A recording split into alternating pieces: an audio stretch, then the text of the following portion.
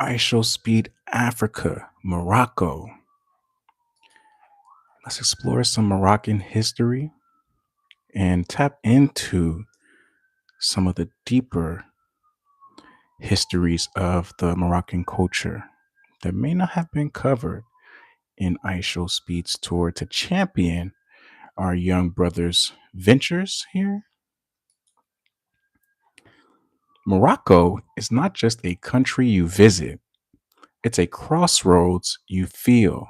Sitting at the edge of Africa, facing Europe, touching the Atlantic and the Mediterranean, Morocco has always lived in between worlds. That in between position shaped everything: its politics, belief systems, trade networks, and identity. Long before modern borders existed, Morocco was already negotiating power between Africa, the Arab world, Europe, and the Sahara. This made Morocco less of a passive recipient of history and more of an active architect of it. What often gets missed in global conversations is that Morocco's story complicates simple narratives about Africa. It is African, Arab, Amazigh, Berber, Islamic, and Mediterranean at the same time.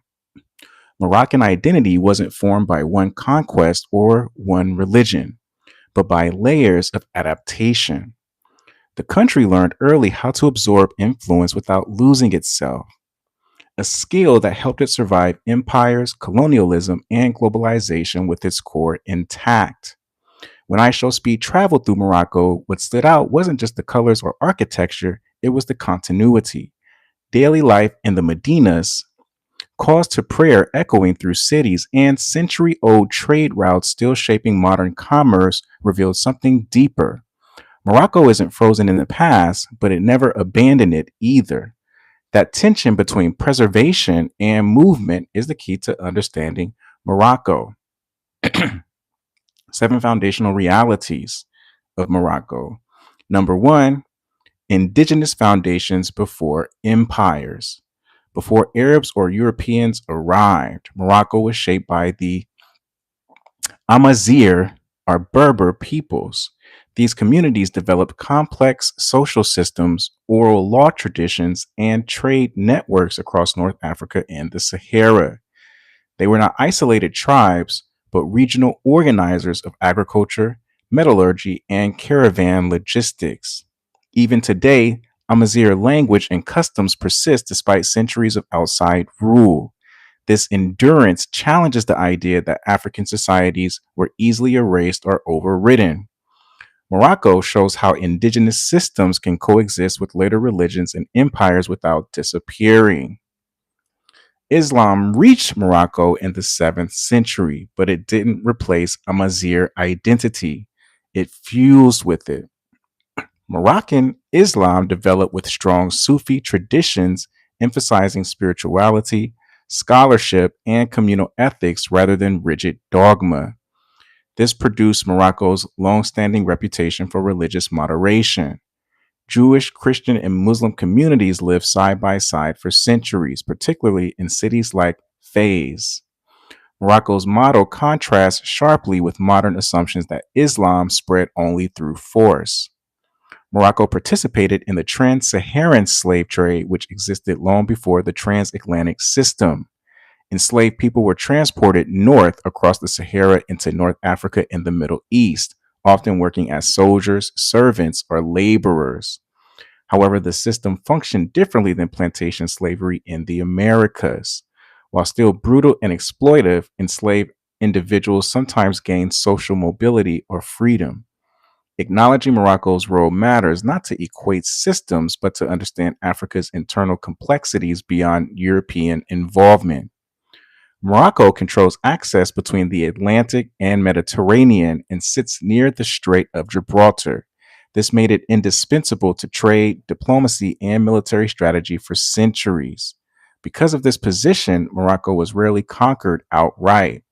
Instead, it negotiated power playing empires against each other. This political agility explains why Morocco maintained its monarchy when many African nations lost traditional governance structures. Medieval Morocco was a center of learning. Scholars in Fez influenced mathematics, astronomy, medicine, and law across Africa and Europe.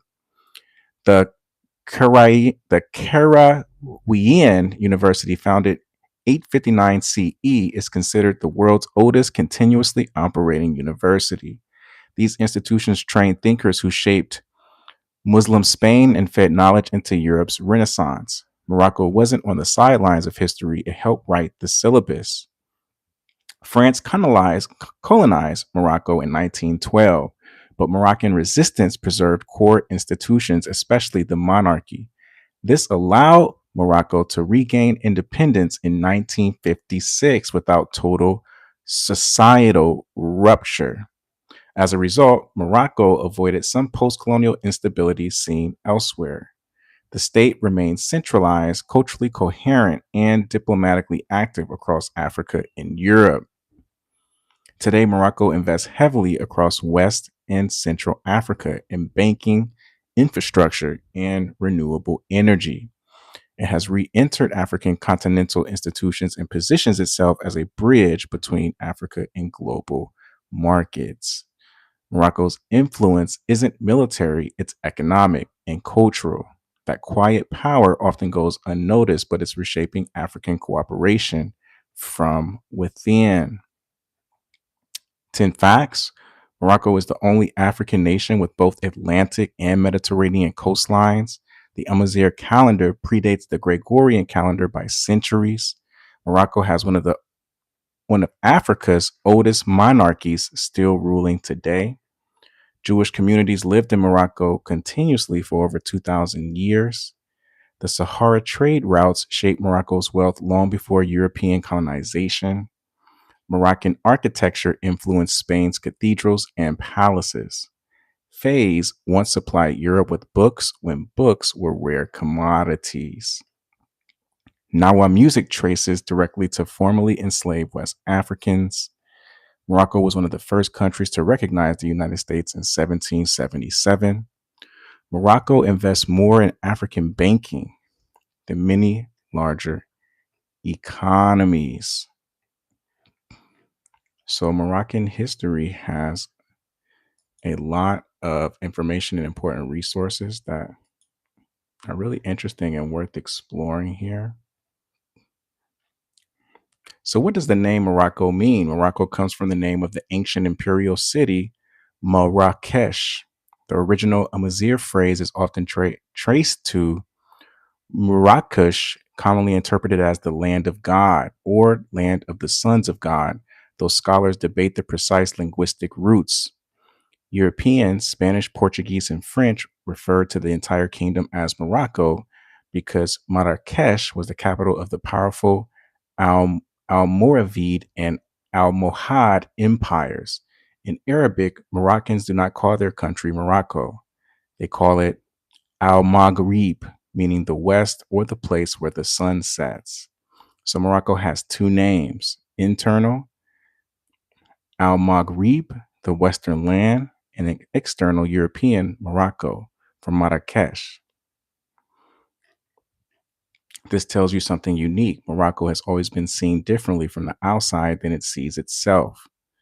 Ancient names of the land. Before Morocco, the region was known by several names depending on who was describing it. Mauritania, the Roman name, not modern. Al Maghrib al Qasa, the farthest west. Amazigh territories defined by tribes, not borders. Ancient peoples of Morocco. Amazigh, Berbers, the indigenous people of Morocco. They lived in North Africa for thousands of years before Arabs or Europeans. Major Amazigh groups include Sanhaja, desert and mountain peoples central to Saharan trade; Mazmuda, Atlas Mountains, backbone of the Almohad Empire; Zainata, northern Morocco and Algeria, known for cavalry and warfare. Phoenicians arrived around 800 BCE, founded coastal trading posts. Romans controlled northern Morocco, left infrastructure, cities, and trade routes. Arabs arrived in the 7th century with Islam. Over time, many Amazigh adopted Arabic language and culture without losing Amazigh identity. Sub Saharan Africans, not a single group, but multiple West and Sahelian peoples connected through trade, migration, scholarship, and slavery. Resources Morocco is historically known for. Morocco's power was never accidental, it came from resources and positioning. One is gold from trans Saharan trade routes, salt, essential for preservation, often traded for gold, copper, phosphates. Morocco still controls 70% of the world's known reserves, leather. The word Morocco leather comes from Fez craftsmanship, argan oil, still produced today, indigenous to Morocco, products created in Morocco that still exist today, Morocco leather, Saliege tile work, argan oil for cosmetics, food, medicine, phase hats, Tadel locked plaster, couscous, tagine cooking method, Nawa music, saffron cultivation, Islamic jurisprudence schools taught across West Africa. Yes, there was discrimination and hierarchy that have existed and they are continued to be documented. Here, historical context Morocco participated in the trans Saharan slave trade, which involved enslaving people from West and Central Africa. Enslaved Africans were brought north and integrated into households, armies, and labor systems. This created racialized social hierarchies even after slavery ended. Recorded prejudice. Dark skinned Africans were often associated with enslavement status. Terms like abd, meaning slave, were sometimes racialized in everyday language. Black Moroccans, including Nawa communities, were marginalized despite centuries of presence. Important nuance. Morocco did not develop a rigid plantation based racial caste system like the Americas.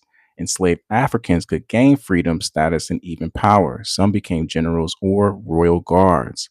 Black Moroccans are not immigrants. Many are indigenous or centuries old communities. Modern reality racism exists, especially towards sub Saharan migrants. At the same time, Morocco has deep African cultural ties and is actively realigning itself politically and economically with Africa. Gnawa music, once stigmatized, is now celebrated nationally. So both truths are real. Morocco has a history of racial hierarchy. Morocco also contains African traditions that survived inside the nation, not outside of it. Why this matters. Morocco disrupts simple black versus Arab versus African categories. It shows how power, geography, and trade, not just skin color, shaped identity and hierarchy. Morocco is African, Morocco is Amazigh, Morocco is Arab, Morocco is Islamic, and Morocco is Mediterranean. And it has wrestled like every ancient civilization with who gets censored and who gets marginalized. Morocco, you guys